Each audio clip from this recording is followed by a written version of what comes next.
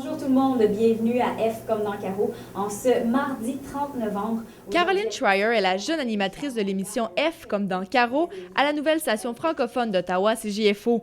C'est cette émission qui a inauguré la station communautaire le 15 novembre dernier. Au fil des semaines, ça a comme déboulé, puis j'ai su que je faisais l'émission du matin, puis que j'étais engagée. Après un long processus de 7 ans, la station CJFO a finalement reçu sa licence. Le CRTC a refusé 2 fois la demande de licence en 2004 et en 2006 avant de finalement donner son accord en août 2009. Ça fait 40 ans que le CRTC existe.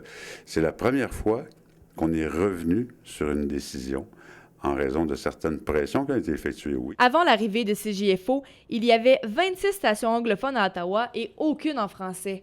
Pourtant, la loi sur les langues officielles mentionne que là où le nombre le justifie, on doit offrir des services en français.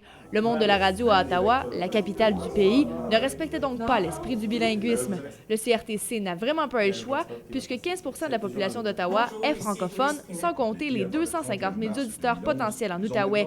La station peut donc rejoindre un bassin d'environ 450 000 francophones. Je pense que quand on connaît l'importance de la francophonie ontarienne, surtout dans la capitale fédérale, Ottawa, de voir que pendant longtemps, il n'y avait aucune station de langue française et que maintenant, il y en a une. Je pense que c'est toute la francophonie, mais plus particulièrement la francophonie ontarienne, celle d'Ottawa, qui a toutes les raisons de se réjouir. Je me suis greffé à ce beau bijou-là, qui est une radio francophone, la première de la capitale nationale, radio communautaire.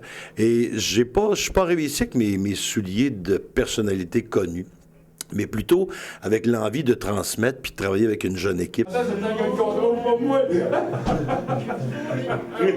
Pour tous les gens de la station, le rêve est enfin devenu réalité. Avec des investissements de plus de 600 000 $, ça fait vraiment la fierté de l'équipe ainsi que celle de la communauté franco-ontarienne. C'est sûr que c'est une fierté du monde, puis on a tout le temps des auditeurs qui nous appellent, puis on est content de vous écouter enfin.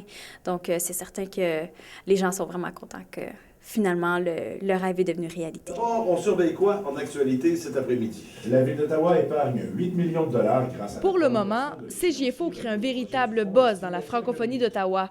La radio désire d'ailleurs promouvoir le talent franco-ontarien sur ses ondes. Mais est-ce que les artistes de la région se sentent réellement appuyés par la nouvelle radio?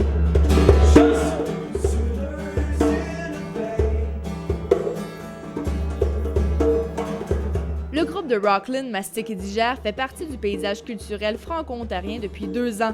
Le duo voit l'arrivée de la nouvelle station de radio d'une façon positive, mais ils ne sont pas impressionnés par la programmation. Comme c'est là, c'est un peu un mélange, un micmac de plein de musique, un peu goroché comme ça, mis en shuffle, en random. Mais j'espère qu'avec un nom comme CJFO, qui a le mandat d'être au support des Franco-Ontariens, j'espère qu'il va y avoir des efforts mis dans cette direction-là. Pour le groupe franco-ontarien Acouphène, c'est un bon moyen pour avoir de la visibilité.